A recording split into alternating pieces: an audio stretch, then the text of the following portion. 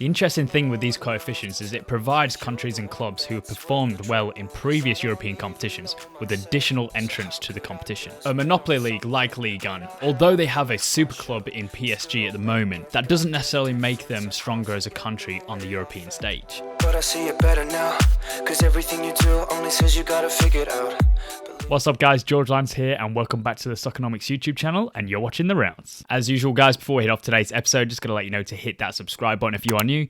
If you like football content, you like football finance, economics behind football, that sort of stuff, then this is the channel for you. So hit that subscribe button and continue watching. Recently, the latest UEFA country coefficients have been released. A point system which ranks European countries' top divisions from best to worst based on their club's performances in European competitions. And the latest results have some very interesting outcomes. For as long as I can remember, the top 5 leagues in Europe have always been England's Premier League, Spain's La Liga, Italy's Serie A, Germany's Bundesliga and France's Ligue 1. With Russia's Premier League, Portugal's Primeira Liga and the Netherlands Eredivisie always fighting it out for the best of the rest. However, as of this season, Portugal have overtaken France to claim that valuable 5th spot. That's right, so that means that for the first time in his career, Lionel Messi is not playing in a top 5 division. Just like mental. And it's not just Messi. You got the likes of Neymar, Mbappe, Sergio Ramos, all these players as well. In the past 2 years, PSG have reached the final and the semi-final of the Champions League respectively. And Lyon, 2 seasons ago, made the semi-finals as well. It just doesn't make any sense. Well, that's why I'm here to clear things up for you. The UEFA country coefficients provide countries with a sort of power ranking, with the top 4 leagues getting 4 entrants to the Champions League, 5th and 6th getting 3, 7th all the way down to 15th get 2, and 16th all the way to 55th get 1. These coefficients are determined through a point system based on the country's past performances in the UEFA club competitions, so the Champions League, the Europa League, and now the new UEFA Conference League.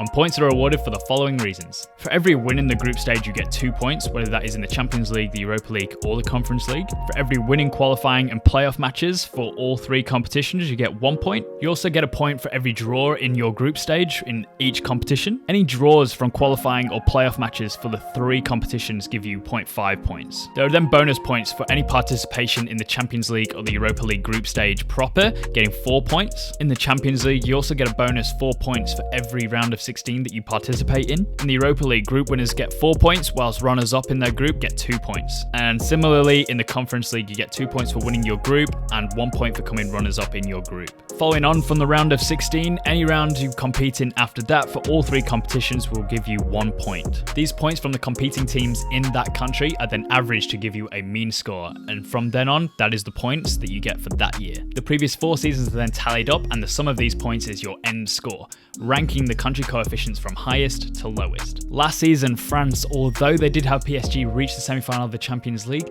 their other 2 entrants, Marseille and Stade Rennais, failed to get out of their group, only managing to get a 1 win and 1 draw between them. And in the Europa League, Nice finished bottom of their group, whilst Lille only made it to the round of 32. A disappointing season for French clubs as a whole resulted in an average score of 7.196. Portugal, on the other hand, only had 1 representative in the Champions League last season, Porto, who finished in the quarter-finals after finishing 2nd in their group. While in the Europa League, Benfica and Braga both made it out of their group in 2nd place, however they only made it to the round of 32. With a better performance from the Portuguese clubs all round, they produced a higher average score of 9.6 for the 2021 season. After a strong qualifying round, Portugal have 3 representatives in this season's Champions League, Sporting, Porto and Benfica, whilst in the Europa League they have Braga. France, on the other hand, only have 2 representatives in this season's Champions League, PSG and Lille, after Monaco failed to make it out of the qualifying rounds. However, they do have 3 representatives now in the Europa League, which is of course Monaco,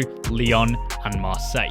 They also have a representative in this season's inaugural campaign of the Conference League, Stade Rennais. The interesting thing with these coefficients is it provides countries and clubs who have performed well in previous European competitions with additional entrants to the competition. However, with now more entrants to the competitions, in order to retain those ranking spots, you need to make sure that all clubs remain competitive in the competitions they compete in. Otherwise, your average score is obviously going to take a hit. So although Portugal now have 3 representatives in the Champions League as opposed to 1 last season as they've moved from 7th to 5th in the coefficients ranking, there is more risk that those clubs who are representing Portugal might not do as well and lower that average score. So it's really difficult to maintain these club coefficients unless you've got a domestic competition that's very competitive, where multiple clubs can compete against Europe's best. There have been some very big movers in the country coefficients in recent times, most notably Scotland, who've moved from 11th to 8th after the reintroduction of Rangers to the Scottish Premier League and the performances of Celtic and Rangers in the Europa League. It's also notable that Denmark have actually dropped from 14th to 22nd in the coefficient ranking, which actually loses them a Champions League qualifying round entrant. This is an interesting point system which I actually really like now that I've got to know it a bit better, because what it does, it doesn't only just reward clubs for their performances in the competitions, it actually encourages countries to have better domestic leagues, because better domestic leagues will produce more clubs that can be competitive all around the club competitions, which in return will give them more entrance to the competitions. A monopoly league like Ligue 1, although they have a super club in PSG at the moment, that doesn't necessarily make them stronger as a country on the European stage. Whereas a league like Portugal's, where they have 3 or 4 very competitive clubs in Sporting, Benfica, Porto and Braga performing year in year out, that is much more rewarding. Although France has their own very big clubs in Lyon, Marseille, Lille, all these other clubs, they're not quite performing at an adequate level that can deem France a top 5 league at the moment, perhaps as a consequence of PSG's dominance. You can also see it in Scotland as well. Whilst Rangers were absent, Celtic have been undeniably undisputed champions, but that has had a really negative effect on the coefficients of the country as a whole. And now that Rangers are back, there's not just one entrant to the Champions League, there's 2, although they both missed out on qualifying in this year. By the way, leagues to look out for in the near future to move up the UEFA coefficients is definitely the Scandinavian leagues, more specifically the Danish league, because there is a lot of foreign investment going into the Danish league as the actual clubs themselves have such a great setup and the youth talents that they are producing is just insane, proving to be very profitable, and yet the league is still remaining to be very competitive. Also, the Austrian Bundesliga has definitely improved over recent years, especially thanks to Red Bull Salzburg really hitting home the importance of developing their own youth talents. That's why the Austrian team has definitely improved as well, with the likes of Marcel Sabitzer, Konrad Laimer, all these players. And finally, a very interesting possibility that could shake up the top 5 leagues in Europe forever is the merger that's increasingly becoming more likely of the Belgian Pro League and the Dutch Eredivisie. The proposed product will see the Benelux League, as they call it, combine 2 of the most competitive leagues in Europe, with the Belgian Pro League and the Eredivisie already having huge teams involved in them already. You can already think of Ajax, PSV, Anderlecht, Club Brugge. There's so many clubs. There are so many clubs, and that is obviously to try and fight the top 5 leagues and hopefully establish themselves among them. So what I'm trying to say is, if Ligue 1 really want to be a top 5 league again, they need to make sure that the domestic competition is not a monopoly and much more competitive, where all clubs can compete at the highest level. Anyway, I hope you enjoyed today's episode, guys. If you did, please leave a like down below. Also, most of you guys that are watching are not subscribed, and we really need subscribers at the moment. We've had massive growth on the channel. We are looking to try and get 500 subscribers before the end of September. If you can get us there, guys, that'd be a huge achievement. Thank you so much. But apart from that, guys, thank you for watching, and I'll catch you very soon.